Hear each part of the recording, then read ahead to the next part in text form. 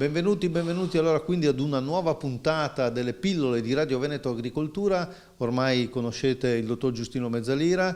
Nonostante il Covid, e noi siamo ovviamente attrezzati anche per questo, sembra che si terrà, e adesso ci dirà le date esattamente Mezzalira, la seconda edizione del Festival delle Foreste a Longarone Fiere a settembre, vero? Sì, appunto nonostante tutto vogliamo fortissimamente, Longarone Fiere l'ha voluto con grande forza organizzare questa seconda edizione. Sarà soprattutto il festival, perché l'idea festival-fiera purtroppo è molto difficile, le fiere lo sanno benissimo quanto si sta soffrendo in questo momento nel campo proprio fieristico, però ci sarà comunque una parte espositiva con stand a Longarone e ci sarà tanto attraverso il web, quindi webinar, seminari, incontri attraverso il web. E poi una cosa molto importante di quest'anno che caratterizza questa seconda edizione e in un certo senso anticipa la terza dell'anno prossimo, poi vedremo di che cosa si tratta, e saranno le attività dimostrative nella foresta del Cansiglio. Quindi... Allora Veneto Agricoltura, che appunto diciamo un partner importante in questo momento di Longarone Fiere e ovviamente quindi del Festival delle Foreste, apre la sua foresta più importante, che è quella del Cansiglio, per fare delle attività dimostrative. Poi diremo anche, dottor Mezzalira, quanto è importante il legno oggi, ma adesso parliamo di questo.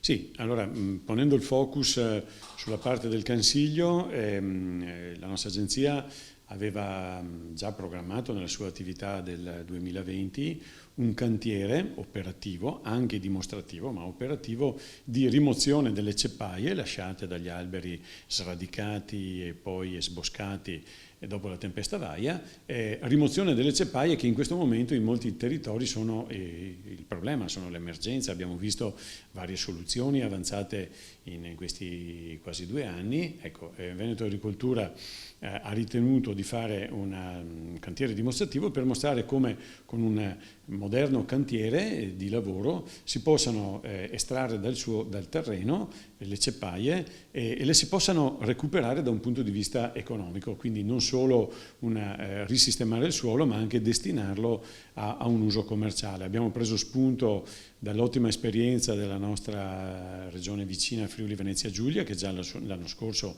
aveva mostrato concretamente un cantiere di questo genere. Abbiamo voluto portarlo in Veneto perché in molti contesti simili al Cansiglio, dove c'è una facile accessibilità, dove ci potrà essere un recupero forestale, ma anche e soprattutto laddove invece, come si sta discutendo in molte zone, dopo Vaia magari non si rifarà lo stesso bosco di abete rosso piantato su ex pascoli, ma si vorranno ricostruire i pascoli, si vorranno fare aree ricreative e così via. Ecco, è utile vedere concretamente come si fa. Quindi l'essenza della nostra proposta è vedere in pratica le macchine, parlare con gli operatori, ragionare di numeri, di costi, perché questo è un lavoro che nei prossimi anni impegnerà molto la nostra regione, molte amministrazioni locali, l'amministrazione regionale in primis. Che il legno sta diventando sempre più importante. Il legno, siamo in una fase molto contraddittoria, perché purtroppo tempeste come Vaia, e non è solo Vaia che ha colpito il nostro continente negli ultimi anni, e non è solo il vento, fra l'altro, che sta colpendo duramente le foreste, abbiamo grossissimi problemi con gli insetti. Il legno da un lato sta diventando sempre più importante. Tutto quello che riguarda il guardare al futuro dell'edilizia, per esempio, si dice sempre di più vivremo in case in legno perché sono ecosostenibili, ma sono confortevoli, sono sicure da tutti i punti di vista, soprattutto dal punto di vista sismico. Dall'altra parte però purtroppo, a causa di questa straordinaria offerta di legname che è arrivata sul mercato, causa i fattori che ho citato prima, e il legno mai come in questo momento ha perso di valore. Quindi c'è un grande interrogarsi all'interno del mondo forestale, non solo, su come si potrà anche ridare valore all'intera filiera, e questo fra l'altro sarà uno dei temi importanti del festival. Ecco, allora chiudiamo dando le date. Abbiamo detto secondo weekend di settembre, non l'avevo detto, lo dico adesso, diamo le date esatte.